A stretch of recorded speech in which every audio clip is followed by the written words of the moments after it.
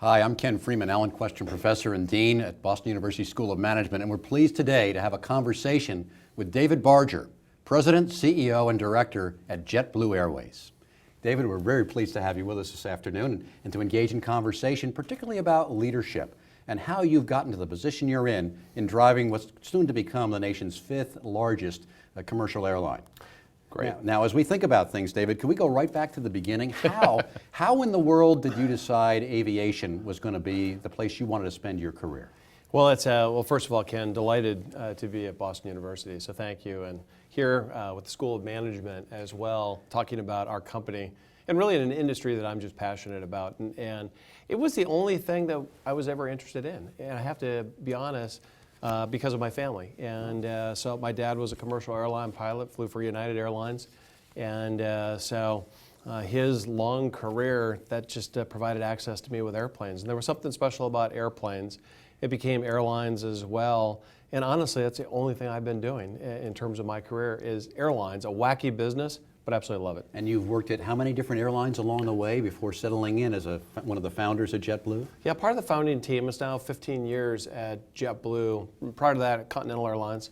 And prior to that, at a company that became part of Continental, was acquired. So we got into this merger and acquisition stuff early on, but that was New York Air. Mm-hmm. And I started in Detroit, Michigan, and I've had a ball the whole time. And the kinds of roles, did you start out at the ticket counter or the gate, or? I did. I probably mischecked your bag somewhere along the lines, right? But yes, I started in Detroit as a part-time customer service agent, $5.50 per hour.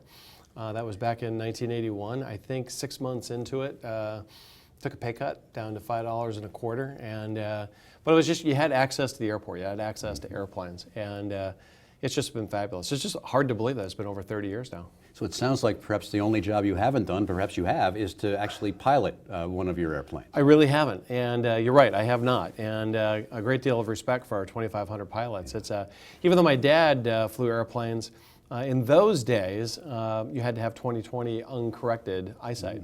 Now that's all changed, right, with the advent of, you look at LASIK surgery and what have you, and it may have been one of the best things that happened to me, though, right, in terms of not pursuing flying. It's a great job, don't get me wrong, in terms of piloting an airplane, but it's just something fascinating about being in the leadership side, not just of our company, but in an industry that has a pretty storied past when I think about 100 years, January 1st, 2014.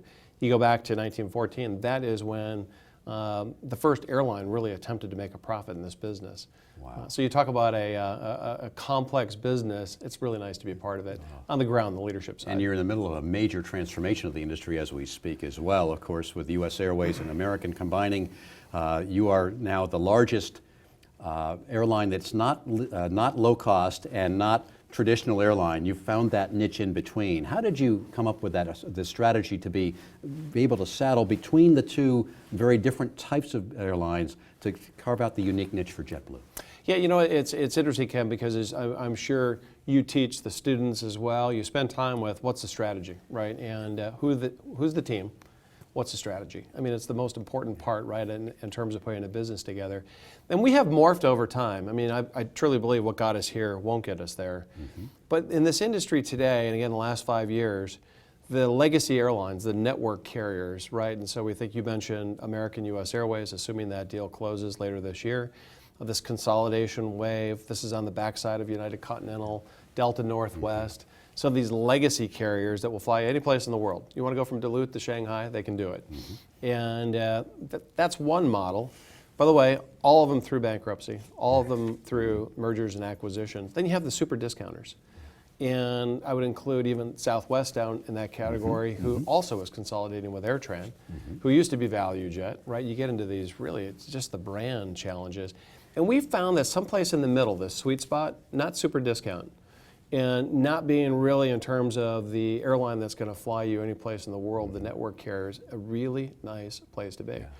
And so this contrarian model product, a contrarian labor model as well, and surprise, I mean, as I look at your past, showing shareholders that you can achieve a return on the invested capital, That's something that this industry is not used to. Big puzzle. Now, Big puzzle. if we go right back to 1998 and the founding of JetBlue, Sure. was the vision of the airline at the outset what the vision of the airline is today? Or was it more low-cost focused at the beginning? It was simplified, more low cost, not discount. If you start a business in New York, by definition, you're not going to be low cost. Most congested airspace in the world. And between Boston and Washington on any given day, 20% of all the commercial flights in the world transit the airspace. So by definition, you're not going to be low cost. But lower cost, nice value. So that has stayed true to the brand proposition over the years. But I think what's morphed over time, we were going to be exclusively the 48 domestic contiguous United States. 30% of our flying today is in the Caribbean and Latin America. It was going to be one aircraft type. That's now two aircraft types with the Airbus and the Embraer, and soon we'll have the A321, another variant. So we're adding complexity. We weren't going to sell through travel agencies. We're selling through the global distribution systems. The list could go on, and I think it's what we've certainly learned is you better be adaptable to change. And the marketplace is going to be changing, and even how we sell a ticket today online. And the applications, whether it's the iPhone environment or whether it's an Android app, I mean, the world is changing, let alone social media. So I think that this value proposition has been core, but a lot of change has taken place. And change is so very difficult for us individually to have happen, and Sure. for our colleagues in our organizations to make happen. As the CEO, a big part of our job is in fact to drive and set the cultural tone, the values, and move things forward. How do you ensure that you've got a culture that embraces change and embraces customer satisfaction in such a unique way at JetBlue? Well, it's the heart of the question, right? Because ensure is a really, that's a tough word. How do we ensure, right? And so as we're in the early days, by the way, as I think about building an airline and not even having airplanes for the first couple of years, that was great, right? No delays, no customer complaints, everybody's on the page, that's right. And now, we'll close this year with 194 aircraft. We'll fly to 80 cities. We'll accommodate 31 million people, 15,000 crew members. And so that messaging, how do we get people, our crew members, our word for employees, to be on the same page? What we've really done is simplify it. And underneath, and we've morphed some words over time, but we expect our crew members to know that, listen, what we're attempting to do is inspire humanity. Okay, sounds emotional, inspire humanity. Underneath that, grow profitably, grow responsibly. And there's lots that you can talk about underneath this pillar, if you will. We then talk about do the right thing and do it well. And we penetrate the organization with messages on that pillar. And then a third pillar, which is aim high and deliver. And where I'm really going with that, and that's really innovation, but it's just painting the battleship. And I think as we grow and just repeating the humanity piece, profitable growth, you can't just grow.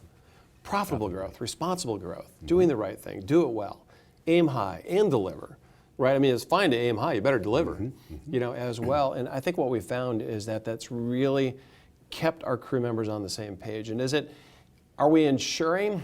We're attempting to ensure. Sure. Never-ending challenge. Never-ending challenge. Now, as the CEO, as the person who sets that tone and sets the pace, how do you stay in touch with your employees? I just have to recount very briefly. Sure. I was on JetBlue on Monday this week, flying to Washington Reagan Airport, and fog got in the way.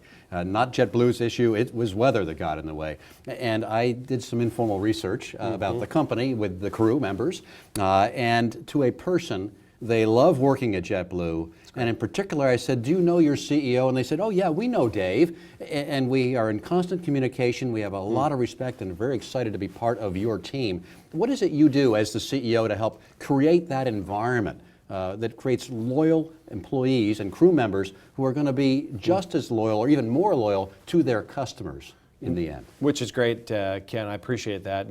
And by the way, it's as people are watching this video, then I found out that Mother Nature and that delay, right, when you start talking a couple hours late down to Washington. So apologies along those lines. But I think that if I could put leadership from the standpoint of connecting with our front line, again, we use the word crew members for employees, presence. And you can't be everywhere, but how can you be present? And so examples. Next Wednesday, this will be the 7th orientation down at JetBlue University in Orlando. Out of 7, that I'll kick off the first module welcoming new crew members. A week ago, we had 113 new crew members. So you can tell the volume coming through. Roughly, I've already had the opportunity to touch 500 to 600 new crew members in 2013. By the way, that word gets around. People know that the CEO, the COO, the CFO, that they're riding the rails. They're taking a lap down to JetBlue University. They're connecting. You only have one day one. That's one example. A weekly blog, which I call Jet to the Point. And the weekly blog that goes out, this happened to be April Fool's Day. And so we had fun with the premium product that we announced. And we showed, in essence, it'd be a library from a very distinguished brownstone someplace as the new cabin. But you're having fun with touching the crew members. You push that email out to Jet to the Point, 15,000 crew members get it. They're moving it to families. They're moving it to friends. Presence. Earlier, before coming over to BU, spending time in Central Mass, but using social media. Presence. I want our crew members to know that I'm in Worcester. I want our crew members to know that I'm at the Dean's Speaker Series, right? I know your Twitter handle, right? When I take a look at it's SMG Dean, right? In terms of its presence. And so there are no secrets. You want a seat at the table. And so I could go on in terms of those examples, but I think it's really, and I think you do set the tone. Because if I'm doing it, well, the officer team, the director team, the managers, the supervisors, and let's face it, that's where the rubber hits the road. Presence. Are there one or two incidents or events during your career, getting to the point of becoming the CEO, that helped define your approach to leadership that you're deploying across the organization? There's no doubt. It's having access in the early days to, again, New York Air. And what I didn't know, New York Air, back in 1981, as it was formed by people like Frank Lorenzo in the industry. And brilliant in the classroom, but you have to be able to execute to what's happening out in really a world where the front line is making it happen. And I think watching examples such as Frank Lorenzo, watching people, by the way, there's as much what to do and what not to do by having the opportunity to watch other individuals. Gordon Bethune at Continental Airlines. Amazing to watch Gordon connect with the front line at Continental. And this is a company that literally, as he wrote the book, From Worst to First, I mean, he could walk the talk. So those were defining moments. When I think about at our company, and we talked about the Valentine's Day event that we had in 2007. Listen, you have to talk about where you dropped the ball. And our company dropped the ball in a major way. And I think from a board perspective, a leadership perspective, it's calm it down, slow it down. This company was growing itself probably right into bankruptcy. I mean, I firmly believe that. And the outcome of the Valentine's Day issue, in addition to a lot of canceled flights and all the challenges that the airline faced, was really the moment where you were further elevated in the company as a result as well, as I understand. It was shortly thereafter. And I mean, we talked a lot about succession planning from the standpoint of the board, our founding team.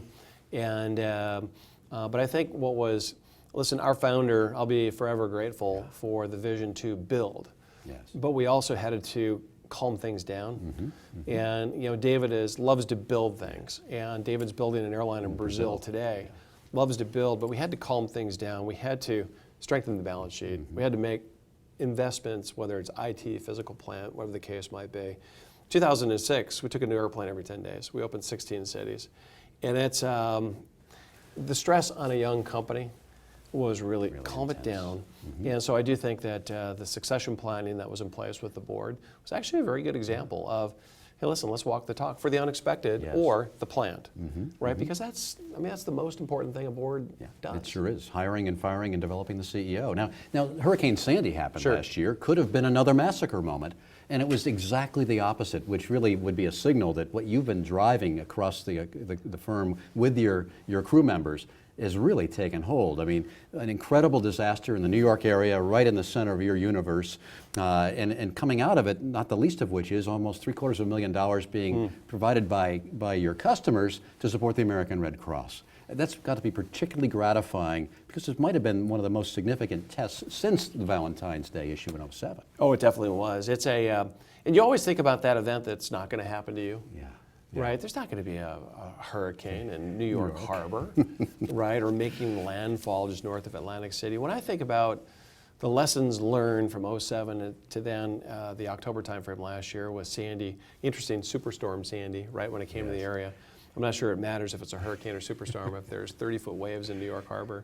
But I think the main lesson that we learned was, first of all, Mother Nature, she is going to win, so let her. Evacuate the airplanes, communicate with customers, crew members. Hope is not a plan. Lay the airplanes down, lay the airline down. We just moved into new offices as well. And it's that physical plant in Long Island City really helped us with the infrastructure, the IT, everybody was together. But Kim, what was such a pleasant surprise is everything that wasn't in a manual anywhere. It's the ability to literally have crew members suggest, listen, for the people who don't have access to electricity or food, let's get New York food trucks and start to make our way to Howard Beach, out to the Rockaways, down to Battery Park. It's the JetBlue Crew Member Crisis Fund and over $1 million where our crew members contributed over the course of every paycheck, $5, $10, $20, whatever it might be. But here's instant cash. By the way, the ATM's not going to help. There's no power at the bank. Power to power, yeah. And then you start to think about our Chief Operating Officer, Rob Marister, is the chair of the New York chapter of the American Red Cross. Well, Rob had 2 jobs going on, right, with the Red Cross as well as our company. And as we put simply on the website, help New York out, all of a sudden, here's $1 million. Just amazing. Amazing Just in amazing. terms of the link to the Red Cross, and so the power of the brand. And that's not written anywhere. No. And so this is here's the cultural side of the company making it happen. And you've had some assaults on the brand over the We have. years, and you've always We built have. from them. I mean, from the blue chips to being you've been very much the innovators in the front of the pack, live television at every seat, the extra legroom, which I love, extra space. I love it. It's fantastic. As you look to the future, what's next in the innovation category for JetBlue as you strive to continue to build that brand reputation for being the real innovators, bringing, as you say, humanity to air travel? No, I appreciate that. And even at orientation, we talk a lot about, we happen to be an airline, but what we're building is a brand. And so when you start to think about, I mean, respectfully, when you start to look at Apple and Google and Target and Enterprise Car Rental and Dunkin' Donuts and whatever the case might be, we're building a brand. And so as we think about in this industry, what got us here won't get us there. The next innovations, for us, what's big is a third fleet type, which is really a variant of the Airbus A320. It's a longer aircraft. That's innovation, but I think the real innovation is a premium cabin, which is really interesting because we're pressure testing inside the company. Wait a minute, I thought we were kind of like one cabin, right? Very this democracy in the cabin, and what's going to happen with the curtain, and if you're in those bigger seats, and but that's a truly innovative product on the longer haul transcontinental routes. I think what's really a great example is partnering with a company called Viasat today. Their Exceed Internet. And so we'll be the first airline to really bring broadband internet into the cabin in the summer timeframe this year. And instead of the ground-based applications that are available today, true broadband, it's fast, it supports streaming at every seat, and we're going to roll it out as part of the customer's ticket. Wow. So we're being innovative. Why? Because you want to be able to work if you're going to Washington, D.C. or San Francisco. Yeah. So as I look beyond that, I think it's just sharing with our group across the company that it's don't be afraid of the skunk works. Yeah. You can't be. Your colleagues on Monday morning were raving about the possibilities of the new premium cabin. Great. Small collection of about 7 people, all unanimous in favor. I love it. As we think about what's happening in the world today, there's a lot of conversation about the use of analytics, big data. You've been at the forefront of the J.D. Power's reputational rankings for, 8 consecutive years now? We sure have, The next ranking comes out shortly. Hopefully it'll be 9 consecutive. Thank you. And as you think about it, how are you putting the power of analytics to work? It seems like, as an outsider looking in, JetBlue does an incredible job of understanding who its customers are, almost down to the individual level. No, I appreciate that. I think when you get behind the curtain, right, and you have to be transparent and honest, we're a company that is we're utilizing the data But I don't think that we're quite into the phase where this big data can really be harnessed effectively to drive change in the company. What do I mean by that? I mean, our largest investor is the Lufthansa Group, right, the German airline. And when I think about how they're using data today to really understand their customer base, lots of lessons learned in terms of who their customers are across the world that we're looking at for our company. Specifically, where we're going with it is we absolutely believe in the Net Promoter Score. And when I look at NPS, and it's a big deal at our company, NPS and engagement. So the crew member engagement, by the way, that's annual surveys, but that's really trying to get by department, geography, by length and position. Truly, will you go above and beyond? That's all we want to know at the end of the day. Yeah, I want to know your longevity trajectory, but will you go above and beyond? And we believe that engagement is then directly tied, and it's all data, that's directly tied into Net Promoter Score. And Net Promoter Score, something as simple as, would you recommend our company? We will send surveys, 30 surveys, post-flight, and we get some nice feedback from customers, which tells us that people want our brand to be part of their lifestyle. And that data right there, and it is big data, in terms of who you are, but also what you're looking for, how is your experience, online, at the curb, through the checkpoint, boarding, altitude, especially during service recovery, into the arrival process. Well, that's powerful. Yeah. That is powerful. That's where we're going really with big data. Yeah, I can get into what we're doing with payroll and the analytics behind the finance system. It's really all about the customer, isn't it? It really is at the end of the day. Now, as we think about digital media, another piece of this world that's changing so rapidly, you've been making a lot of advances on the digital media side as well. Internally, as you mentioned earlier, as it relates to engaging with your crew members across the company. Right. What do you see in store over the next several years as you think more broadly about the power of social media moving forward? Well, I think it's, well, first of all, for airlines, this is how you're booking your ticket. This is how you're selecting your seat assignment. This is how you're traveling. Your bag, wherever the case might be, if you're checking bags. And so it's about, this is, again, even when I think about whether it's an iPad or whether it's a laptop, people are really into, again, into the palm of their hand. I think the airport experience is a good example, and we're working through Airport of the Future projects, but let's use that technology. Why do we have ticket counters? We don't need ticket counters. And we should be able to know who you are as you're coming through the door, not from a privacy concern issue, but here's your TrueBlue card with the RF chip. We know where you're at. We know that you're connecting. We know where you're coming. We know your travel patterns. We know how you want to go through the security checkpoint. That's where we're trying to go. And I think that, I mean, when I look around the world, there are some companies that are just doing a great job with it. And so some of it is follow, and some of it's going to be innovating as well. But when I think about the mobile apps and how people are living there, it's incredibly powerful. That's where the world is, and you have to play. You have to. Now, as you look outside the industry, very often one might maybe designate certain companies or industries for benchmarking to emulate that aren't in your directly competitive space. Are there any industries or specific companies you really focusing on and saying, they've got some things going for them that I want to be studying carefully and perhaps adopting in the JetBlue environment? Sure. I think, well, first of all, selfishly, growing up in Detroit, the auto industry, mainly because they're a mature industry, we're a mature industry.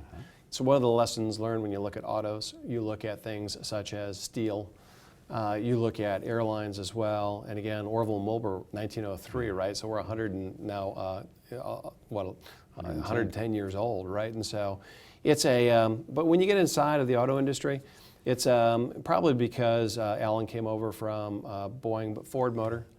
Amazing kind of stuff in terms of what they've done with manufacturing, what they're doing with also the brand, driving that brand, but also developing the product. I think that's really interesting. When you start to get into entertainment and lodging, Harrah's, right, and what's happening with knowing your customer in places like Las Vegas. Yeah, I mean, they're really interesting. And I mentioned earlier, Enterprise Car Rental. Here's a family-owned brand that literally, they've been rolling up the car rental industry. So it's if you visited our offices, Ken, would you see a Ford incubation center or a PACCAR or Enterprise Car Rental or Harrah's? You wouldn't. But it's the names that we share across the leadership team to say, hey, listen, whatever we do, let's try and look outside the airline industry. Sure. Because there's better examples. Yeah, well, that's fantastic. Now, ethics is a very big topic Sure. for lots of obvious reasons in recent years in business. And it'd be very interesting to know, likely you faced more than one ethical dilemma along the way in your career. Is there a particular ethical dilemma you might be willing to share with us in terms of what was the dilemma, how did you go about trying to resolve it, and what did you learn from it? With our students, of course, we're always striving to help them learn how to exercise informed judgment. And stories of what individuals such as yourself have encountered really are very impactful. Is there any particular example that might come to mind? Well, it's they're young company, 14 years old, but we've been challenged. Yeah. And I think if anybody, whether you're a very mature company or whether you're a young company, if you think the challenges aren't going to come your way, it's wake up, because they will. And I think what's helped us is our 5 values that we instilled in the company: safety, caring, integrity, passion, and fun. When you start going into issues, I mean, when you have a crew member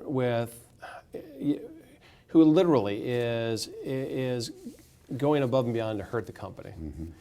And by the way, this could be destruction of property. This could be things such as intentionally just taxiing slow, running 2 motors when it's not necessary. I mean, there are examples of, issues when you really start to get into hey, listen, from an integrity point of view, this is what we're looking to do. I mean, let alone when you start to get into whether it's harassment, discrimination, or wherever the case might be, theft. I'm glad that we've been not above the fold in the Wall Street Journal or some of the different magazines or periodicals when you start talking about ethical issues. But I think really at the end of the day, when we've been attacked with them, and we've had them, Ken, it's attack it right on. Early, take the clock back, early in your career, we all cut our teeth in ethical dilemmas to really decide that we want to be values driven and have our organizations be driven by compelling values, as you have at JetBlue. Is there an example of a situation, could be very small, where you had a choice to make and you really had to grapple with this whole question of what's the right thing to do? What's the ethical thing to do here? Well, I was in Guam working for Continental Micronesia. I was regional director, and the new leader who came in to run Continental Micronesia is somebody that I knew, and I just absolutely didn't support the individuals. Not in terms of what we're attempting to do, but how we're doing it. The bedside manner, or I'd just say the lack thereof. Ken, I resigned because I was not going to take this management style as part of my toolkit to then lead our group out in that part of the world. It was a tough decision. I mean, you're 7,000 miles away from home, and don't have a new employer to go to quite yet. Did not. As you leave. Did not. But I wasn't going to let my family talk to me that way, let alone somebody that I was reporting to. It was probably the strongest decision I had to make at the time, but it was the best decision I made. And not only did I end up being brought back into the same company, we both ended up being peers, operating different parts of the operation at Continental. And and I think, listen, there's people with that have really had some tough situations to deal with in their career. This was one in the early days for me the moxie, I guess, just to say, hey, listen, I'm not going to be treated this way. I'm certainly not going to treat my people this way. That has played for a long time in terms of, I think, how we're trying to do business Defines today. who you are and how your crew members view you. I'm quite certain, and I'm sure you are too. Oh, there's no doubt in my mind. Right from the heart, doesn't it? There's no doubt in my mind. Now, we're closing in on the end of our discussion. I'm sure there are a number of viewers who are saying to themselves, it must be, we hear it's great to work with JetBlue, and they're sensing your leadership approach is a wonderfully enabling place to be and engaging. What advice would you have, in particular for the generation that's currently in universities around the world, contemplating pursuing a career, maybe even contemplating someday wanting to run an airline, run their own business or what have you? What advice, what words of wisdom might you share with the 18 to 25-year-olds and maybe even to the late 20s? What would you advise them to be thinking about as they strive to make a difference for the world? Which is great. It's first of all, maybe a commercial for our business. It's The aviation business, if you really want to stretch yourself in terms of a tough business, and I'm sure there's plenty of tough businesses, right? What you're doing today, what you've done in your career, plenty of tough businesses. But when I look at the challenges of a significant financial capital, human capital, Mother Nature, cultural differences, politics, technology, I mean, the list goes on. It's not a two-dimensional industry. It's not a three-dimensional industry.